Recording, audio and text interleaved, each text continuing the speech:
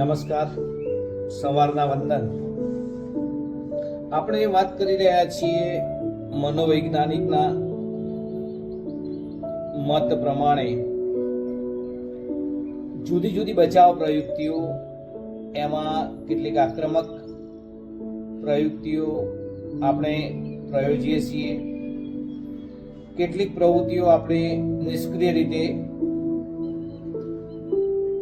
પ્રયોજતા હોઈએ છીએ. ગઈકાલે આપણે વાત કરતા હતા ક્ષતિપૂર્તિ, કમ્પેન્સેશન. આજે આપણે એક એવી પ્રયુક્તિનો પ્રકાર છે યુક્તિકરણ,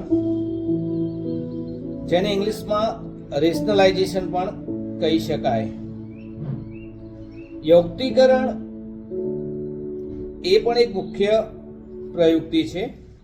માનસિક સંઘર્ષ દૂર કરવામાં આ પ્રયુક્તિ સ્વતંત્ર રીતે સફળ હોય છે. જ્યારે વ્યક્તિ પોતાના લક્ષ્યને પ્રાપ્ત કરવામાં સફળ નથી થતો, ત્યારે તે ચિંતા તેમજ નિરાશાનો શિકાર બને છે.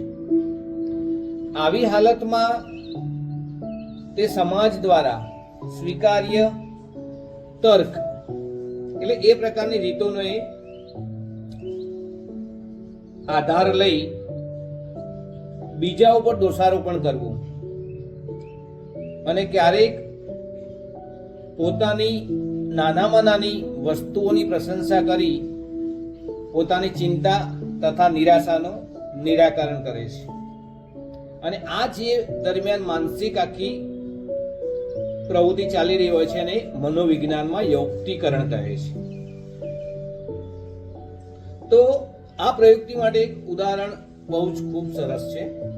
આપણે બધા એને વારંવાર બોલીએ છીએ, વાત કરતા હોય છે ઉદાહરણમાં પણ, કે એક શિયાળ દ્રાક્ષના બગીચામાં દ્રાક્ષના ઝુમખાને જોવે છે. એના મોંમાં પાણી આવે છે. દ્રાક્ષ મેળવવા માટે અસંખ્ય પ્રયત્નો કરે છે, પરંતુ તે દ્રાક્ષ મેળવવામાં નિષ્ફળ રહે છે. તો એનું કારણ દ્રાક્ષનું જે ઝુમખું હતું વધારે ઊંચાઈ પર હતું. પરિણામે તે નિરાશા કે હતાશાનું ભોગ બન્યું.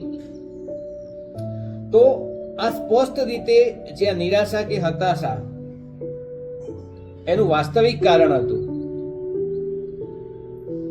પરંતુ એની જે વ્યક્તિગત કમજોરી કે નબળાઈ જે હતી કે એ એને સ્વીકાર્ય નહોતું. ત્યારે પોતે એવો તર્ક કે કારણ શોધી કાઢ્યું કે બીજાને સાચું લાગે અથવા સ્વીકાર્ય હોય, અને એ કારણ એને બતાવ્યું કે દ્રાક્ષ ખાટી છે.